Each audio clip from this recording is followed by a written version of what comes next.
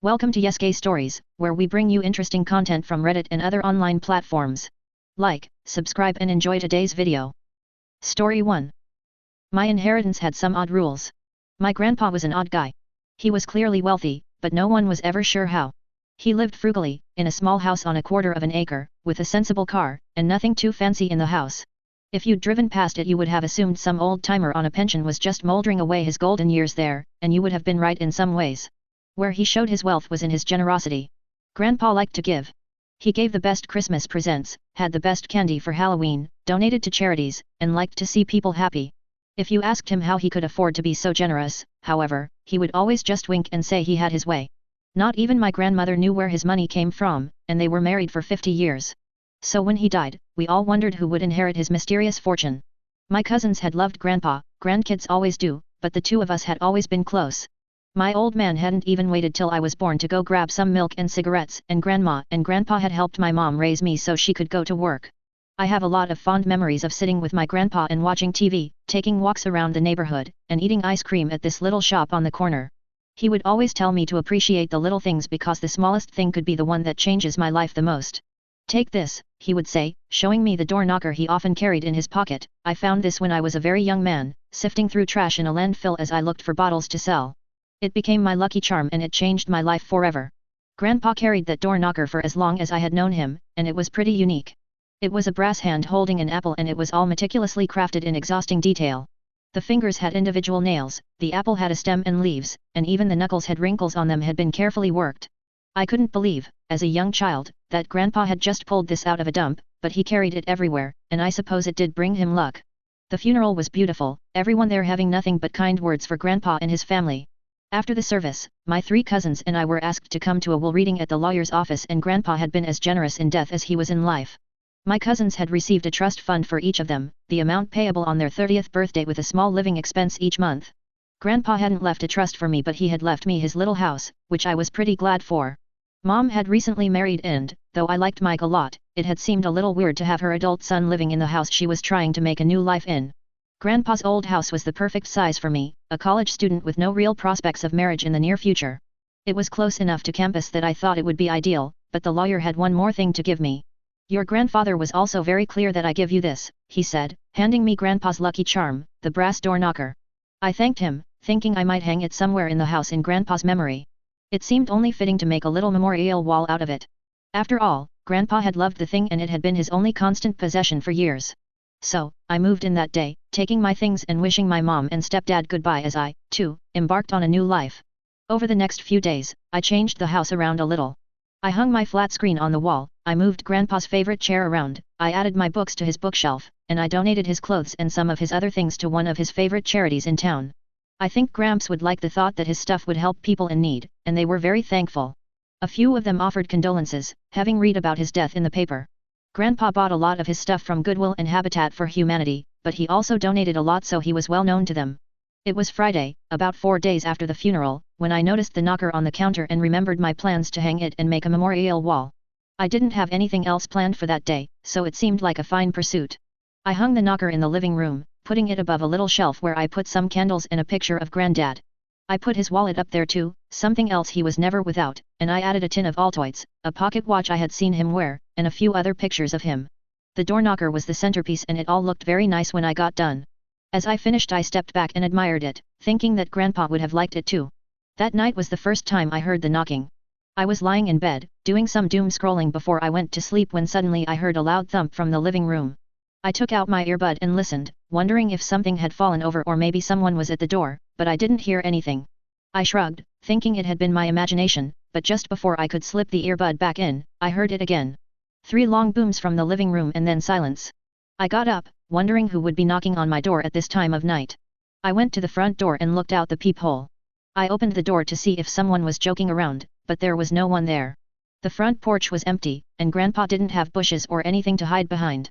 The kid or whoever would have to be the freaking Flash to make it off the porch without being seen, and I closed the door and started to go back to bed. I had come to the hallway that led there when I heard it again. 3 long booms and then silence. I turned back, looking at the door, but there was nothing. The knocking hadn't come from the door, I would have been able to tell. No, it had come from the living room. I glanced around, looking for someone at a window or maybe the rattle of a woodpecker on the eaves, but there was nothing. I decided to just go to bed and try to make sense of it later, but that wasn't the last time I heard it. I heard the knocking a couple of times over the weekend, but I could never quite nail down where it was coming from. It was always either 1, 2, or 3 knocks followed by a 10-second pause and then the same number of knocks before it stopped. By Monday I was pulling my hair out, wondering if it was the pipes or something in the walls, and then finally I caught it. I had found a wedding picture of my grandparents sitting in a desk drawer, something Grandpa had probably put away so he wouldn't miss her, and decided it would look better on the shelf with his other memories. I was adding the wedding picture beside one of Gramps accepting an award for philanthropy when the knocker on the wall suddenly rattled and thumped.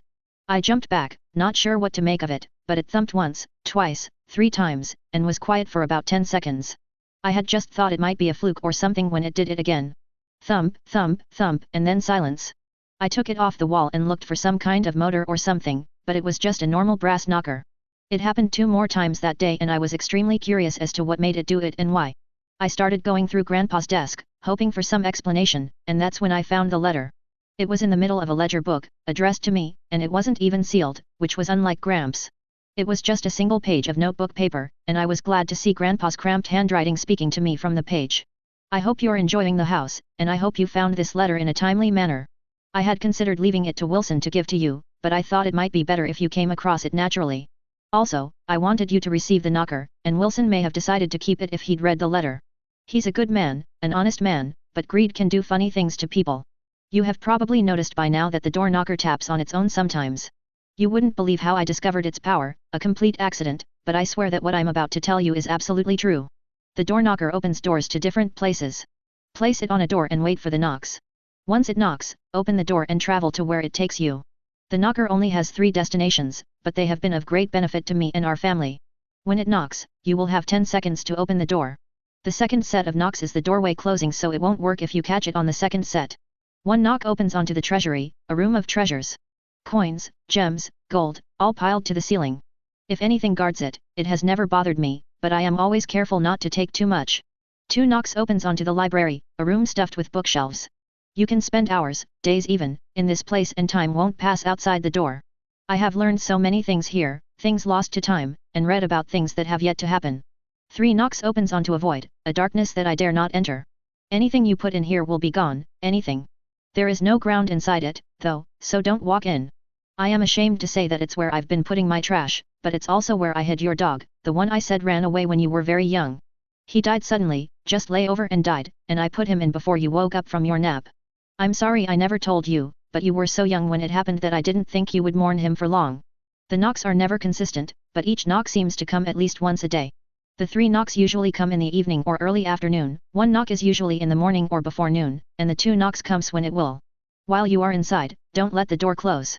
I was stuck in the library for a long time once and was fortunate that your uncle came along and opened the door. Time doesn't affect people the same way inside the door as it does here, so spend as much time as you want there. If you get hurt, however, you will still be injured, so be careful. You and I have always been close, and I know you and your cousins have speculated for years about my mysterious fortune. The knocker is yours to do with what you will, but always remember that money breeds difficulty, which is why I have always kept it a secret. Good luck, I love you, kiddo. I read through the note a few times, trying to make sense of it. There was no way. Grandpa had always been sharp, not real problems mentally, but this sounded like the mad ramblings of a lunatic. The knocker, however, had moved on its own, that much was true. It occurred to me that there was a way to test the rest of it, so I decided to do just that. I took the knocker off the wall where I had hung it and attached it to the closet door in the living room. It looked a little silly there, a door knocker on a door that opened onto a closet with 2 coats and a bunch of board games in it, but I wanted to be sure. It was silly, the kind of thing you read about in fairy tales, but I wanted to be sure. I had a while to wait, but it finally happened just as I was thinking of going to bed. It was around 10:30 and I was reaching for the remote to turn the TV off when I heard it. 2 loud knocks, seconds apart, on the closet door. I popped up, remembering I had 10 seconds to get there, and threw the door open. I expected to find the same closet that he had been there earlier. I expected this to be a joke from my grandfather. What I didn't expect to find the great library he had talked about on the other side. It was huge, a library to rival any I had ever seen, and the windows shone with perfect sunlight as I stood in shock. The shelves were tall, taller than the roof of the house I stood in, and they had long, trestled ladders with wheels to slide along the floor.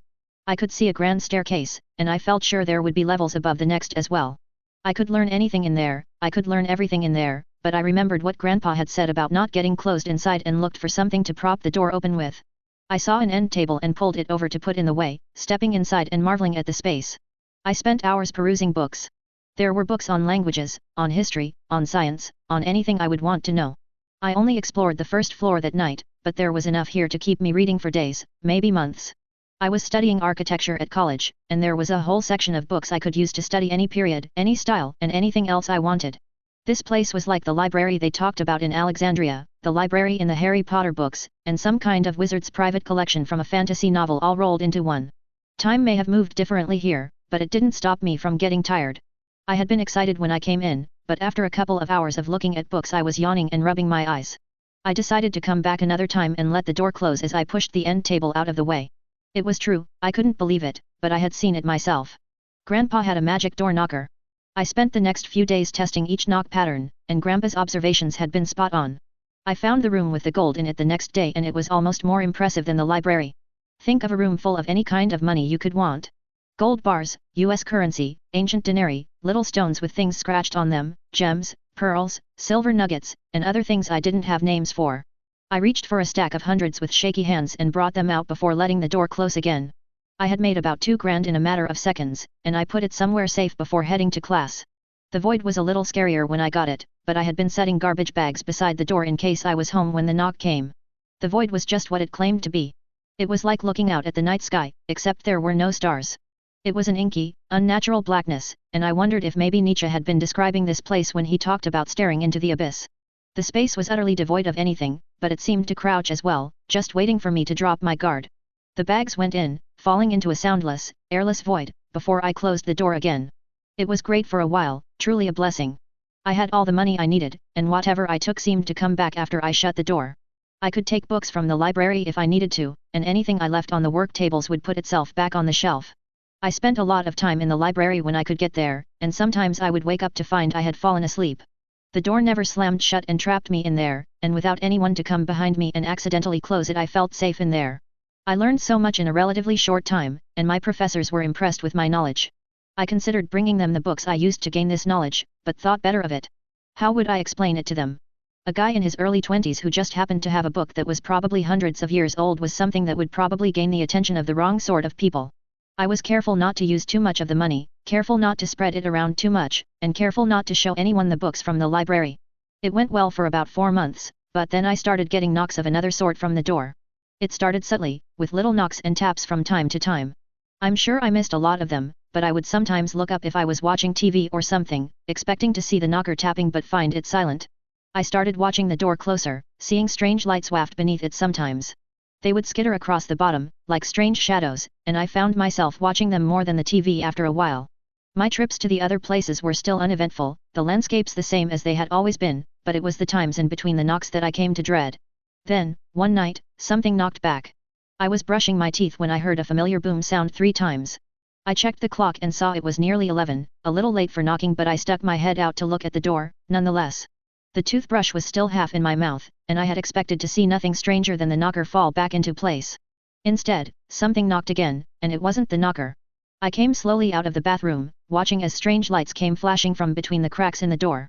It was like a haunted house attraction, and I almost expected to see smoke billowing out from underneath it. The knocks were shy, almost uncertain, and I was preparing to head to my room when something hit the door hard enough to shake it in the frame. I jumped back, not sure what to make of it, and when it hit it again, I fell onto my butt and just watched it shake. Whatever was knocking was adamant about getting in, and it slammed its weight into the door again and again. The knob rattled, the door shook, and the lights flashed faster and angrier. My teeth were chattering, this had never happened before, and I was terrified that whatever it was might get through. It slammed into it again, the old wooden door cracking in the frame, and when it struck this time, I saw something break through the surface and come grabbing blindly from within. It was an arm, a long, purple arm covered in scales. It thrashed around, trying to find something to grab, and the sounds from within were like bats and birds turned up to 1,000. It shivered right on the edge of hearing and I expected my ears to start bleeding. It was looking for the knob, and I wasn't sure what would happen if it found it. Instead, it bumped into the knocker. It fell off the door, it was only held on by a couple of screws, and as it clattered onto the floor, the most hellish sound of all ripped from the hole before being cut off as suddenly as it had begun. The lights, the noise, and the banging all stopped with a suddenness that made me dizzy. I stood up, looking at the broken door, and walked slowly into the living room to see the extent of the damage. Something was bumping, but I thought maybe the arm had knocked something over. I wanted to make sure the knocker was okay, but as I came around Grandpa's old chair, I saw what was making all the noise. It was the arm that had come through the door. It was leaking black fluid all over the hardwood and flopping around like a fish. It didn't flop for long, but now I'm left with a problem. The portal only seems to open when the knocker is up, but unless it's up, I can't open it. I wonder if this is why my grandpa kept it with him so often. Did he, perhaps, have a visitor one night when he least expected it? For now, I'm keeping the knocker in my bedside table, but even as I lay here writing this, I can hear it bump against the wood every now and again. The money will eventually run out, that or my curiosity to learn will get the better of me, and I'll hang the knocker again, but I think, for now, I'll let it sit. No need to invite trouble if I don't have to. Story 2. When I was 8 years old I thought my house was haunted. The truth is much scarier. I was 8 years old when I last saw my mother. We lived in a somewhat big house out in the countryside. A decent drive from the nearest towns and cities. One night, I heard cries and screams coming from the walls. I yelled for my mom who burst in worried. The voices didn't stop but my mom didn't seem to notice. She banged on the walls and ordered the voices to stop and to let me sleep. They did as she asked. 3 nights after, I got in the shower and turned on the water. Blood, boiling hot blood spit out of the shower. I screamed as it slowly burned my face and body. My mother pulled me out quickly and dried me off with a towel. The white towel turned red as she wiped away the blood all over me. A week later, I went back into the bathroom to brush my teeth. The light bulb overhead began to flicker and in the quick instances that the room was dark, I saw a man staring back at me through the mirror. He looked pale and skinny, as if he hadn't eaten in days. The light stopped flickering and I almost played it off as an illusion until a bloody handprint appeared on the mirror. It was the last weekend before school starts. I laid in my bed and must have snoozed off for a good few minutes to half an hour when my closet door opened. Inside stood a woman, pale and skinny like the man in the mirror. I didn't know what I was seeing at first from how dark it was, but it became clear once the woman rushed to my bed and began to strangle me. Her cold grip tightened as she accused me of killing her husband. That's when my mom barged in and with an axe in hand, swung it at the woman. The woman's head came completely off and landed on my lap. I screamed in absolute fear as my mom told me to hush. "It's time I showed you something," I remember her saying. She took my hand and escorted me into my closet.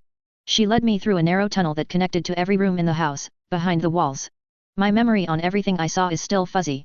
Maybe I chose to forget from how horrifying the sights were. I do remember, however, following my mother into the basement.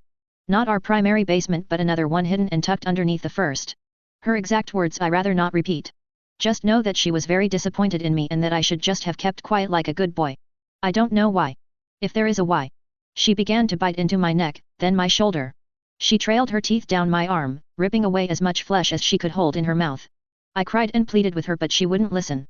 In a movie, in this exact moment, someone would burst through the door at the last second to save me. Maybe a cop. Perhaps a relative. A friend. The only reason I live to tell my story is because for whatever reason, in that twisted psychotic mind my mother had, whatever little motherly love and instinct she held onto, kicked in. She let go, apologizing in a calm manner. She left me laying on the ground as I could no longer scream and instead gasped for air as I stared at the open wounds she gave me. She snatched the phone from the wall and called 911. I know it was 911 because she told whoever answered the phone everything, and everybody she killed. And how I was now lying on the floor on the verge of death and that if they don't arrive in 20 minutes, she would put me out of my misery. The cops showed up some 15 minutes later and raided the house. They took my mother into custody and rushed me to the hospital. I didn't get to hear the report on her until I finally got to my 20s. Even with all the details, I still didn't get what was the purpose. Why did she do all that? The voices in the wall belonged to people she buried inside, using their skin as wallpaper. The blood in the shower came from the bleeding bodies that she used to fix the plumbing. It was hot because my mother thought if she left the water boiling they would disintegrate. The mirror was two-way with the inside looking into the restroom. The flickering light was just a standard faulty light bulb. The woman that came out of my closet went nuts after potential weeks of little to no nutrition. She attacked me thinking I was aware and helping my mother. To this day, I don't know what was going on in my mother's head. The cops can't find any logical explanation for such drastic crimes. I just tell myself the house was haunted and she was possessed to move on with my life. It's the only thing I can really do. Story 3. Met Jesus last night, but something was terribly wrong. Last night, I saw Jesus. Or at least, I thought I did. It was around 3 a.m. when I woke up to get some water. The house was quiet, my wife and kids fast asleep. As I made my way back to the bedroom, I noticed a faint light coming from the living room. My heart skipped a beat. We live in a secluded area, and the thought of someone breaking in sent chills down my spine. I crept down the hallway, peeking around the corner. That's when I saw him. A man, draped in white robes, with long hair and a beard. He stood by the window, bathed in an ethereal glow. I froze. It was Jesus, exactly as I'd seen in countless paintings and Sunday school lessons. But there was something unsettling about his presence. "Do not be afraid," he said, turning to look at me. His voice was calm, almost melodic. But his eyes, they were empty, hollow, like black holes that seemed to draw in all the light around them. I couldn't move, couldn't speak. I just stared at him, my mouth dry, my heart racing. "You have questions," he continued, taking a step closer. "I have answers." My mind was spinning. Was I dreaming? Hallucinating? I didn't know what to think, but something inside me told me this wasn't right. The way he moved, the way he spoke, it was off, like he was imitating something he didn't quite understand. Are you really Jesus?" I finally managed to stammer. He smiled, but it didn't reach his eyes. "I am what you need me to be."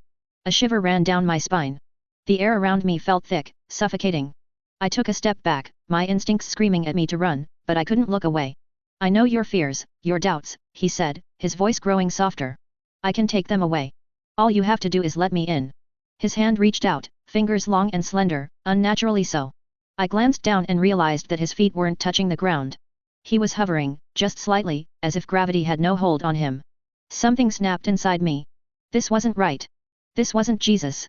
"Get out," I whispered, my voice trembling. His smile widened, stretching too far, the skin around his mouth tearing slightly. "You don't mean that," he murmured. I forced myself to move, stumbling backward down the hallway. I fumbled for the light switch, my hands shaking uncontrollably. When the lights flicked on, he was gone. The room was empty, the air still and cold. I didn't sleep the rest of the night. I sat on the couch, clutching a kitchen knife, waiting for anything to happen. But the house remained silent. This morning, I checked the security cameras, hoping to find some explanation, some proof that it was just my imagination. But there was nothing. No light, no figure. Just me, standing in the hallway, staring into an empty room. I don't know what I saw last night. I don't know if it was a dream, a hallucination, or something else entirely. But I do know one thing. That wasn't Jesus. And I'm terrified he will come back.